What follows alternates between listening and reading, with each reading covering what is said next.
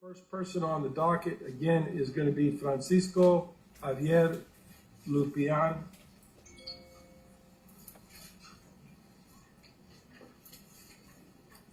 Mr. Lupian, you're charged with felon in possession of a weapon. This is a third-degree felony.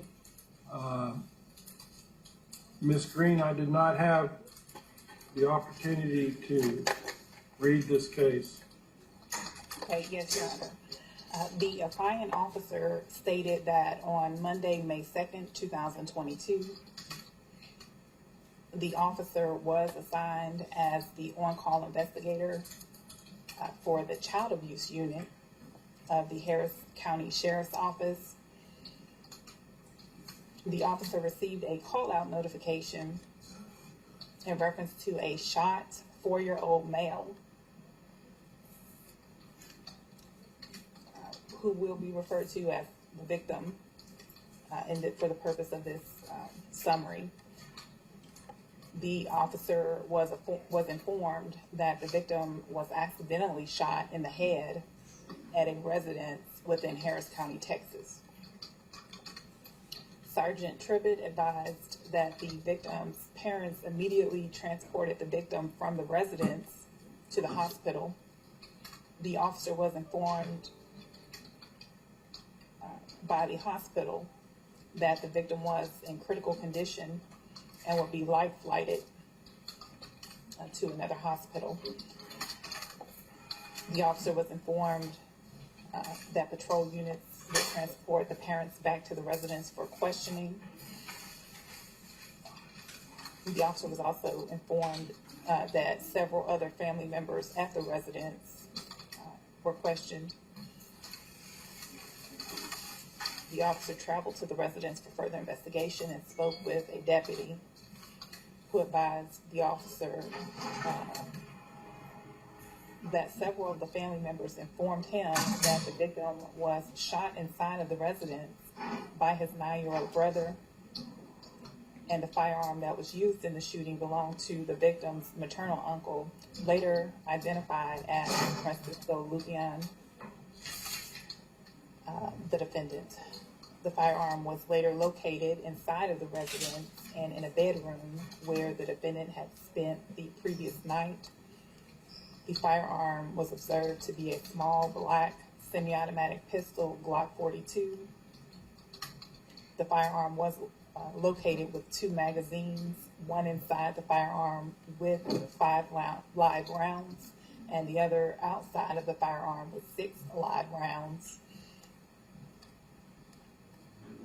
While at the scene, the officer interviewed the victim's 9-year-old brother,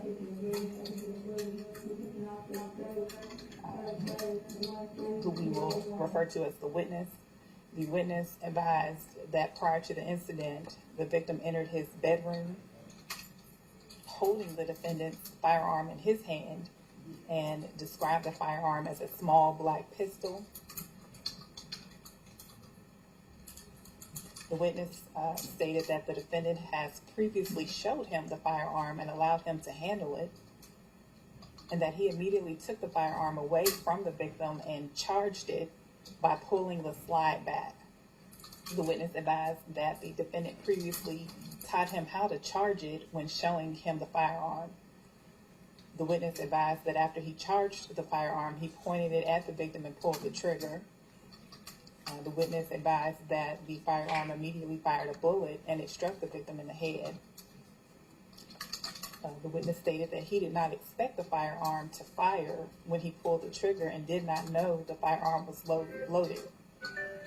A criminal history search was conducted with the defendant's information and revealed that he was previously convicted for the 3rd-degree felony offense of evading arrest in a motor vehicle in Colorado County, Texas. The defendant waived his rights and provided a voluntary statement to the officer. The defendant advised that he did not reside at the location and stayed overnight to visit family members. The defendant admitted that the firearm located within the residence and used in the incident belonged to him. The defendant advised that he bought the firearm from a family friend about a year ago.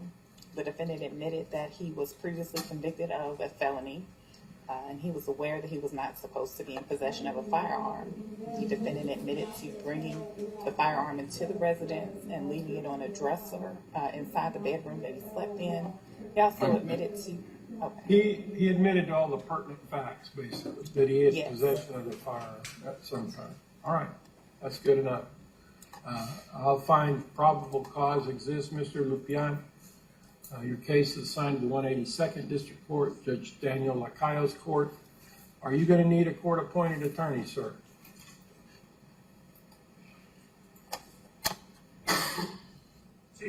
Yes. Are you a U.S. citizen or a foreign national?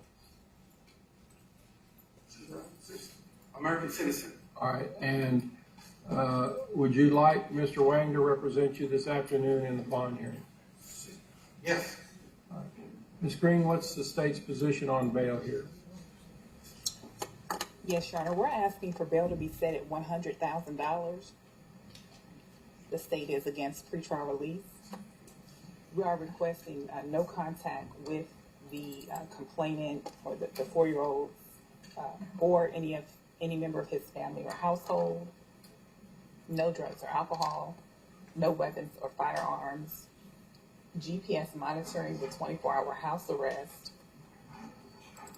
That the defendant be required to remain in Harris and surrounding counties. That he surrender any passport or travel documents. We do believe the defendant to be a threat to public safety. In the case before us, the very fact that the defendant was in possession of that firearm resulted in an innocent 4-year-old child being shot in the head. We would like the court to take those facts into consideration when setting bail and conditions. And as previously mentioned, the defendant was convicted of the felony offense of evading arrest in the 25th Judicial District Court in Gonzales County, Texas on August 24, 2012. All right. And Mr. Wang, in behalf, good afternoon, Mr. Woodard. Are you going to argue this case, Mr. Wang, before? Yes, Judge. I'll take this case. And for this case, we are asking that this court consider a $10,000 personal bond for Mr. Lupian. Mr. Lupian is 32 years old and has lived in the Houston area for the past 4 years, where he lived with his wife and 7-year-old child. He's been unemployed for about a month now, but prior to that, he was doing construction work for several years. He has indicated that his sister may assist him in bonding. However, he's unsure of the financial resources that she has that she would be able to put towards bond. And in terms of getting support, he does have his own vehicle. He will also be able to get rides from friends and family if necessary. And it doesn't appear that he's on any type of probation or parole at this time. No other current open charges. Also, according to the public safety assessment, he has the no on the violent criminal activity flag. His current charge here is classified as non-violent. And he has no other pending charge at the time of the offense, no prior violent conviction, and no failures to appear in the past. And that is all at this time. Thank you, Judge.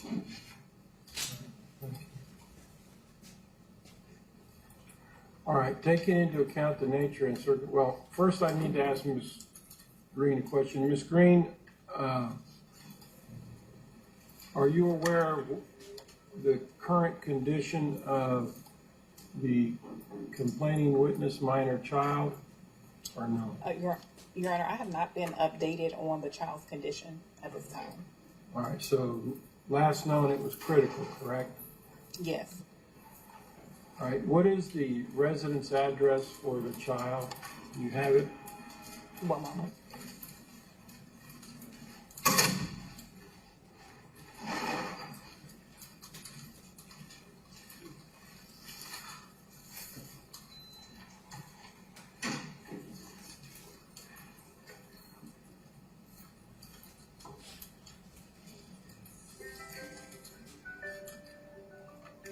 This Jim Cal may help you. Did I accidentally knock you off? Yes, sir. Sorry about that.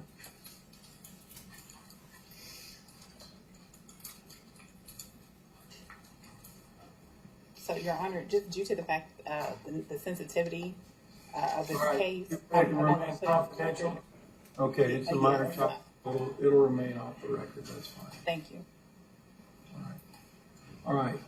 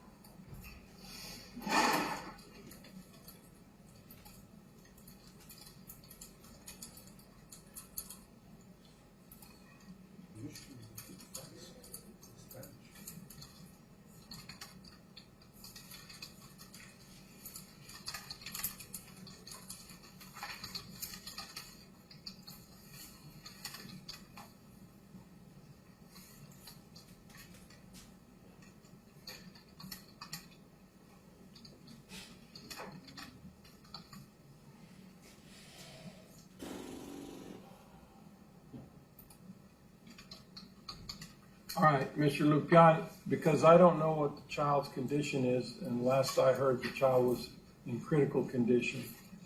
And because the injuries are life-threatening and this could result in potentially the child dying at some point, I'm going to agree with the state. I'm going to set bail at $100,000 at this time.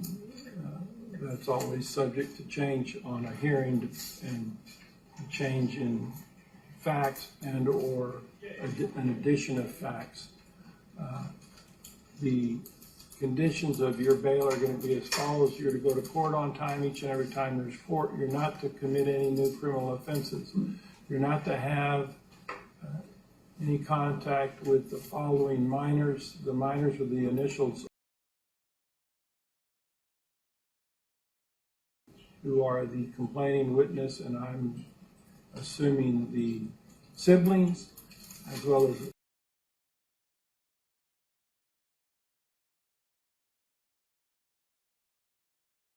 their witnesses, so don't have contact with them right now.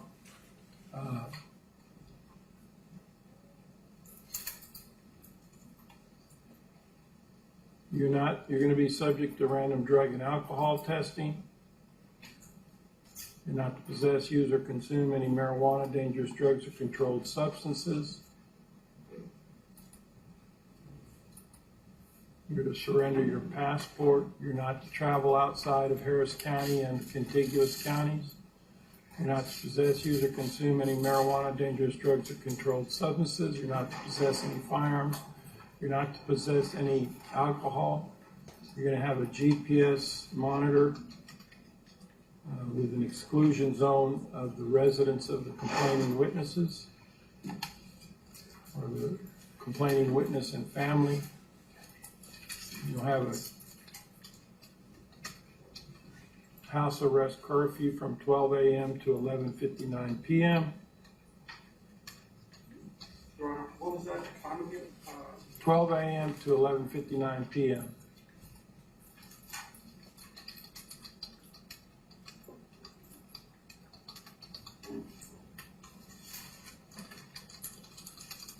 You're not to possess any deadly weapons, including firearms or ammunitions. You'll have a GPS exclusion zone.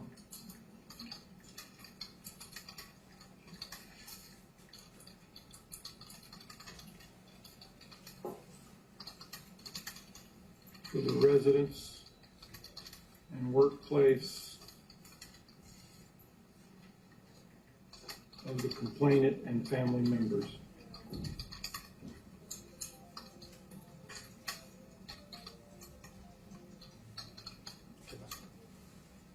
And a later hearing can be had in the trial court or the home court. Once more information is brought forward about the child's condition and what arrangements are deemed viewable by both parties and the victims and witnesses in the case, people directly affected by this incident. That's as well as other information about where you live or will be living, et cetera, and those kinds of things. So for now, this is done out of an abundance of caution because this could very well go from an injury to a child scenario to a homicide scenario of some kind until the condition of the child is better known.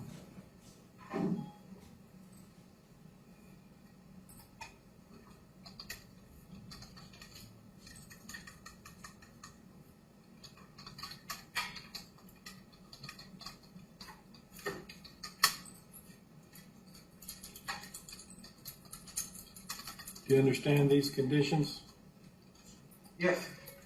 You'll probably go to court first thing tomorrow morning, and you'll be meeting a lawyer that will be appointed to represent you in this case more likely than not. Okay. All right? And then he'll discuss with you what the situation is and how to proceed as far as the bond and bond conditions. Okay. All right? All right, you're excused.